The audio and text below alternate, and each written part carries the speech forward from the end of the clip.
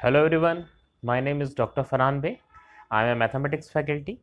इससे पहले मैं आपके लिए एक वीडियो बना चुका हूं जिसमें जेडब्ल्यू के हमने 5 क्वेश्चन किए थे जो कि 2021 फेब फर्स्ट और सेकंड शिफ्ट में आए थे। क्लियर।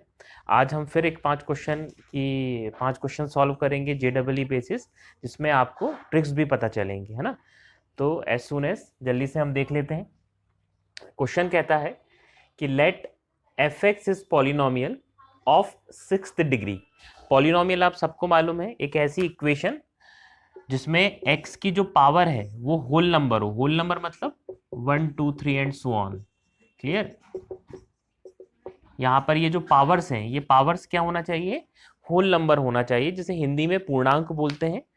तो होल नंबर अगर पावर होगी तो वो पॉलिनोमियल होगी। तो एक ऐसा पॉलिनोमियल जो सिक्स्थ डिग्री का, मतलब उसकी हाईएस्ट डिग्री कितनी है? 6 है।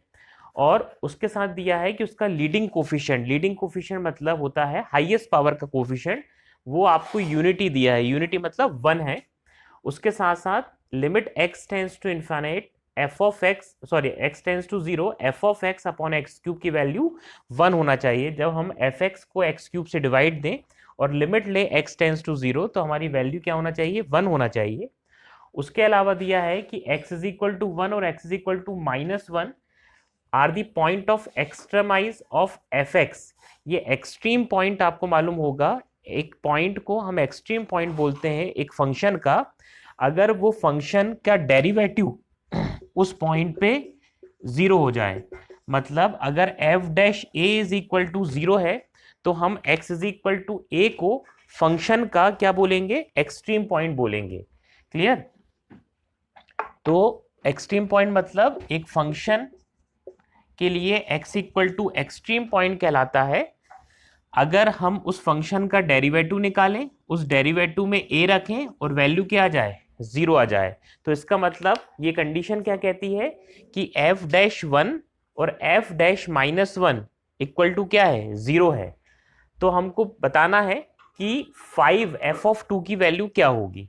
तो इसके 4 ऑप्शंस दिए हैं, 144, 146, 140 एंड 150।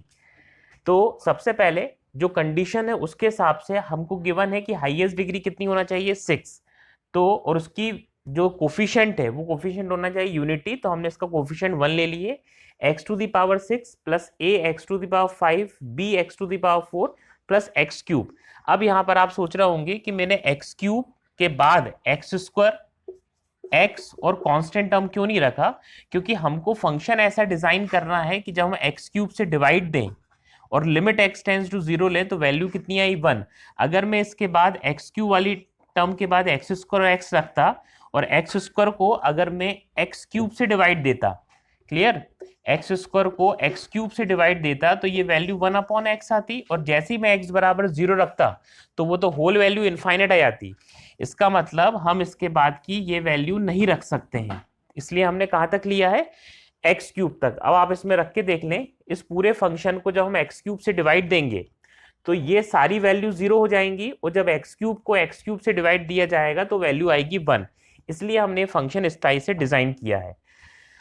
एफ एक्स से हमने एफ डैश एक्स निकाल लिया, एक्स की पावर 6 का डिफरेंशिएशन ये आ गया, 5 का आ गया 5 है एक्स की पावर 4, एक्स की पावर 4 का 4 आगे एक b x cube plus 3x square. अब क्वेश्चन में गिवन है कि 1 और -1 एक्सट्रीम पॉइंट है। अभी मैंने आपको बताया कि एक्सट्रीम पॉइंट मतलब उस फंक्शन का फर्स्ट डेरिवेटिव की वैल्यू क्या हो जाएगी? 0। तो 1 और -1 रूट दिए हैं एफ डैश एक्स की, मतलब एक्सट्रीम पॉइंट दिया है, मतलब क्या? F dash 1 is equal to 0 और एफ डैश -1 इक्वल टू 0। तो एफ डैश में हम एक बार x बराबर 1 रखते हैं, तो यहाँ जैसे ही हमने 1 1 1 1 रखा, ये इक्वेशन मिल गई। इसको हमको 0 के बराबर इक्वेट करनी है। फिर एफ डैश में x की वैल्यू हमने क्या रखा? -1 रखा। तो यहाँ पर -1 रखेंगे तो ये माइनस आगे, -1 की पावर 4 यानी प्लस, -1 की पावर 3 यानी माइनस आगे, और -1 की पावर 2 यानी plus, is equal to 0।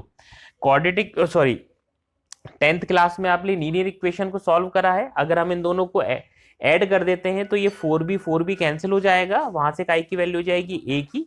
a की वैल्यू हम फिर से इसमें पुट कर देंगे तो आपको ये वैल्यूज मिल जाएंगी। a इज इक्वल टू -3/5 और b is equal to -3/4। Clear. अब हमारे पास ए आ गया है, बी आ गया है, हम उठा के इस इक्वेशन में रख दें, फंक्शन में रख दें, यहाँ पर ए और बी की वैल्यू, तो हमने ए रख दिया और बी रख दिया, तो हमको ये फंक्शन मिल गया। अब बहुत क्वेश्चन इजी हो गया है, सिंपली आपको एफ ऑफ 2 निकाल के 5 का मल्टीप्लाई करना है। तो हमने 5 एफ ऑफ 2 की वैल्यू निकाली, 5 एज इट इज, एक्स की जगह हम सबसे पहले 2 रखेंगे, तो 2 की पावर 6, 2 की पावर 6 हो जाएगा कितना, 64। 2 की पावर 5, 32 पे 3 का मल्टीप्लाई करेंगे, यू विल गेट 96। 2 की पावर 4, क्लियर, यह जाएगा 24, और 2 की पावर 3 यानी हो जाएगा 8। इसको सॉल्व करेंगे, 5 का मल्टीप्लाई करेंगे, आंसर आ जाएगा 144। क्लियर, और 144 कौन सा ऑप्शन है, फर्स्ट ऑप्शन है। क्लियर, आई होप आप लोगों को क्वेश्चन समझ में आया होगा। ठीक है, please pause the video and note it down.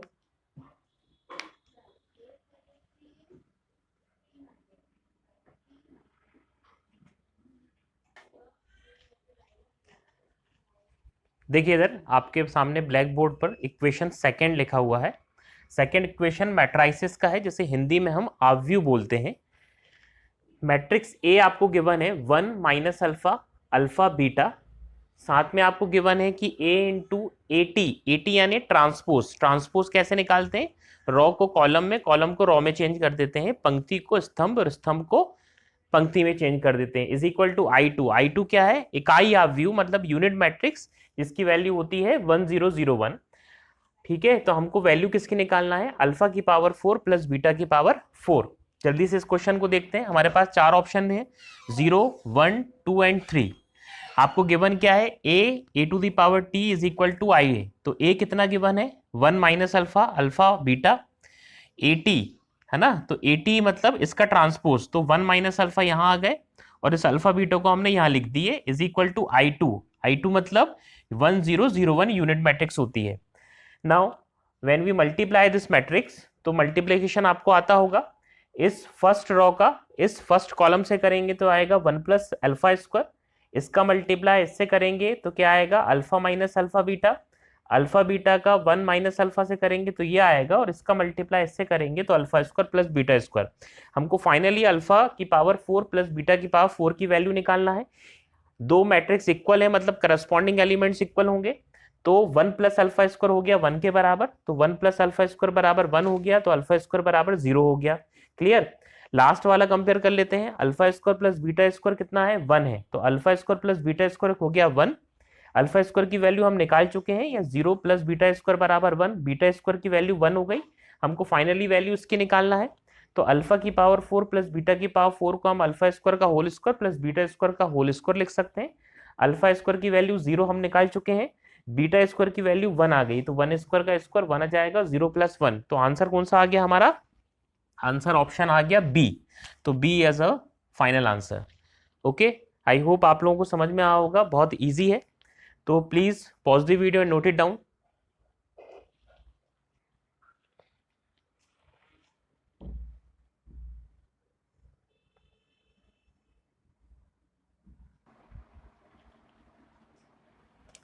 So the third question is on your blackboard in front of you. Third question says that कि a triangle is formed by using 3 lines। हमारे पास 3 lines हैं जिनकी equation हमको given है। हमको ये बताना है कि ये किस ट्राइंगल्स की लाइंस के साइड्स हैं, है ना। तो यहाँ पर आपके सामने एक डायग्राम दिख रहा होगा, और आपको ये मालूम होगा कि जो लीनियर इक्वेशंस होती हैं वो स्ट्रेट लाइन होती हैं। और अगर मैं आपसे पूछूं कि दो स्ट्रेट लाइन जब इंटरसेक्ट करती हैं, ठीक है, तो उसके पॉइंट कैसे निकालते हैं, दोनों को सॉल्व करके। तो हमने ट्राइंगल बना लिए, हमने रेंडमली कोई भी इक्वेशन ली है, यहाँ पर जो गिवन है, सपोज ये x इक्वल टू वाई जो साइड ए बी हो गई, x plus 2y equal to 3 हमने ये साइड ले ली, और 2x plus Y equal to 6 ले ली। क्लियर, तो सबसे पहले हमको इसकी डिस्टेंस निकालनी, इसकी लेंथ निकालने के लिए हमको ये कोऑर्डिनेट्स मालूम होना चाहिए। तो हमने इसको जल्दी से सॉल्व कर लिया। सॉल्व कैसे करा, x इक्वल टू वाई और 2x plus 2y is equal to 3 को जब हम सॉल्व करेंगे तो x is equal to y यहाँ रख देंगे, तो क्या जाएगा y plus 2y is equal to 3, तो 3y इज इक्वल टू 3 और y is equal to 1। Clear, y is equal to 1 हो गया, इसका मतलब x बराबर भी कितना हो गया, 1 हो गया। तो ये दोनों जो लाइन है इंटरसेक्ट काय पे कर रही है, ए पे कर रही है, तो ए के कोऑर्डिनेट्स कितने आ गए 1 1।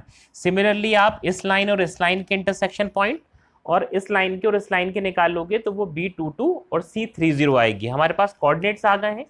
अब हमारे पास एक डिस्टेंस फॉर्मूला है, दो पॉइंट के जो डिस्टेंस होती है उसको कैसे निकालते हैं, तो उसके लिए हमारे पास डिस्टेंस फॉर्मूला है x1 y1 अगर ए के कोऑर्डिनेट है, बी के कोऑर्डिनेट x2 y2 है, तो distance formula says that under root of x2 minus x1 का whole square plus y2 minus y1 का whole square. Clear.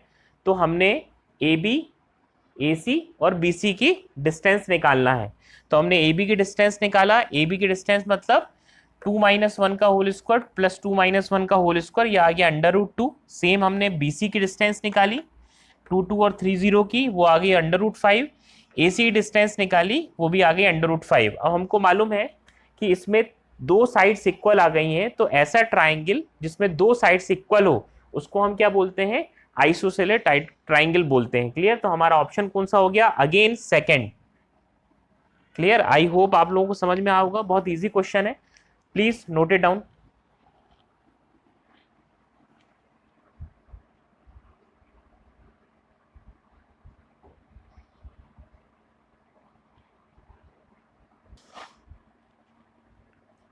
The fourth question आपके सामने है जो ब्लैक बोर्ड पे लिखा है। ब्लैक बोर्ड पे जो क्वेश्चन लिखा है वो क्या कहता है कि if 3 sin x plus 4 cos x की वैल्यू k प्लस 1 है, then number of possible integral value of k। अगर 3 sin x plus 4 cos x की वैल्यू k प्लस 1 है तो हमें k की इंटीग्रल वैल्यू पता लगाना है। बहुत ही आसान क्वेश्चन है। इसके लिए हमको एक स्टैंडर्ड रिजल्ट मालूम होना चाहिए। वो स्टैंडर्ड रिजल्ट ये है कि a sin x plus b cos x इसकी जो वैल्यू है वो माइनस अंडर रूट ए स्क्वायर प्लस बी स्क्वायर से प्लस अंडर रूट ए स्क्वायर बी स्क्वायर के बीच में लाई करती है। क्लियर। तो यहाँ पर अगर मैं इस आइडेंटिटी को इससे कंपेयर करूंगा तो a बराबर कितना हो गया 3, b बराबर हो गया 4। इसमें हमने यहाँ पर a की वैल्यू कितनी रख दी, a इज इक्वल टू 3 रख दिया और b इज इक्वल टू 4, तो यहाँ पर भी 3 हो जाएगा और यहाँ पर 4 हो जाएगा। क्लियर। तो इस रिजल्ट में 3 स्क्वायर प्लस 4 स्क्वायर, यहाँ पर 3 square plus 4 square, 9 plus 16 that is 25, 25 square root value है, तो यहाँ परफेक्ट स्क्वायर है तो हो जाएगा -5 और यहाँ हो जाएगा 5। अब 3 sin x plus 4 cos x की वैल्यू क्या दी है, k प्लस 1 दी है, तो यहाँ हमने k प्लस 1 रख दिया। इनइक्वलिटी आप लोगों ने पढ़ा है 12th में कि इनइक्वलिटी में अगर हम कुछ ऐड करते हैं या सब्ट्रैक्ट करते हैं तो उससे इनइक्वलिटी पे फर्क नहीं आता है, तो हमने -1 ऐड कर दिया, तो यहाँ -1 आ गया, यहाँ भी -1 आ गया, यहाँ भी -1 हो गया। क्लियर। -5 -1 -6 हो गया, 5 -1 4 हो गया, तो k इज लाइज बिटवीन -6 से 4 और यहाँ पर इक्वल टू है, मतलब -6 और 4 को इंक्लूड कर रहे हैं। तो अब टोटल वैल्यू कितनी हो गई, -6 -5 -4 -3 -2 -1 0 1 2 3 4। आप टोटल वैल्यू गिन सकते हैं 1 2 3 4 5 6 7 8 9 10 11। तो द फाइनल आंसर इज 11। तो 11 कौन सा ऑप्शन है इसमें, 11 ऑप्शन है सी। तो सी अवर फाइनल आंसर। क्लियर। तो इसके लिए आपको सिर्फ एक रिजल्ट याद करना है। एक चीज और, ये जो डिटेल में लिख रहा हूं आपको JEE देते टाइम ये डिटेल में नहीं लिखना, आपको तो सिर्फ आंसर क्लिक करना है। तो ये सब चीजें आप डायरेक्ट ओरली भी कर सकते हो, जितना जल्दी ओरली करोगे उतने जल्दी आपका आंसर आ जाएगा। Clear. Please note it down.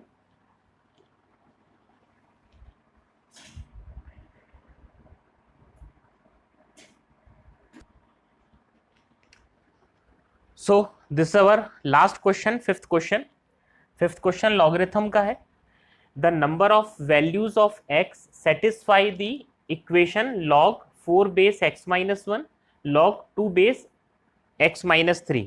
हमको बताना है कि x की कितनी वैल्यू है जो इस इक्वेशन को सेटिस्फाई करती हैं। ठीक है। तो यहाँ पर फिर एक प्रॉपर्टी यूज होगी, वो प्रॉपर्टी कहती है कि log बेस a b हो, है ना, और अगर हमको इस a में किसी नंबर का पॉजिटिव नंबर का मल्टीप्लाई करना है तो m का मल्टीप्लाई कर रहे हैं तो यहाँ b की पावर भी हमको m लग जाएगी। क्लियर।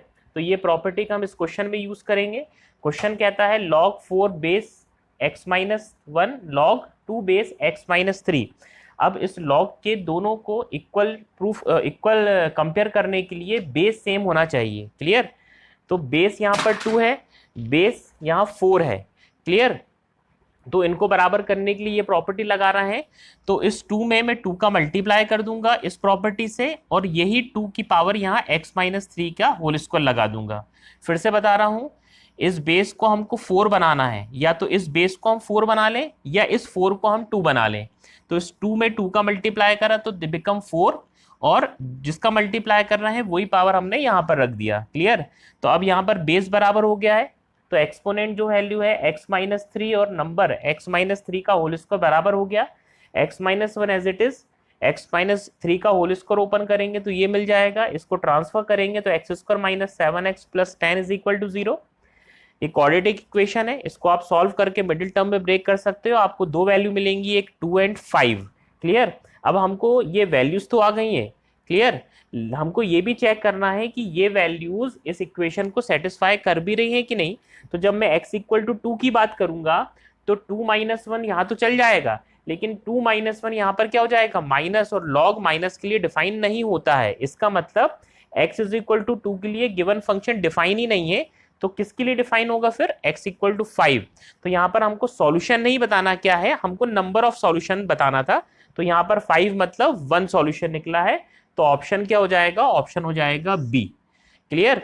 आप देख रहे होंगे जितने भी क्वेश्चन मैंने अभी तक 12-13 मिनट में सॉल्व करे हैं वो सब हार्डली 1 से 2 मिनट के हैं, ठीक है। तो उनमें एक एक ट्रिक लग रही है, तो ये ट्रिक्स आपको याद रखना है। हर क्वेश्चन से आपको एक ट्रिक मिलेगी, आपको उसको कॉपी में लिख लेना है, क्लियर। तो आप जब JEE का पेपर देने जाएंगे अप्रैल मई के सेशन का, तो फिर आपको ये ट्रिक्स एक बार रिवाइज करनी पड़ेगी बिफोर द एग्जामिनेशन। इसके बाद में और वीडियो बनाऊंगा। आई होप कि आपको जो भी यहाँ समझा रहा हूँ JEE के क्वेश्चंस क्लियर ये समझ में आ रहे होंगे। प्लीज़ अगर आपको समझ में आ रहे होंगे तो इसको लाइक करिए, मेरी वीडियो को शेयर करिए, और कुछ डाउट्स हैं तो आप नीचे कमेंट्स में डाउट्स लिख सकते हैं, क्लियर।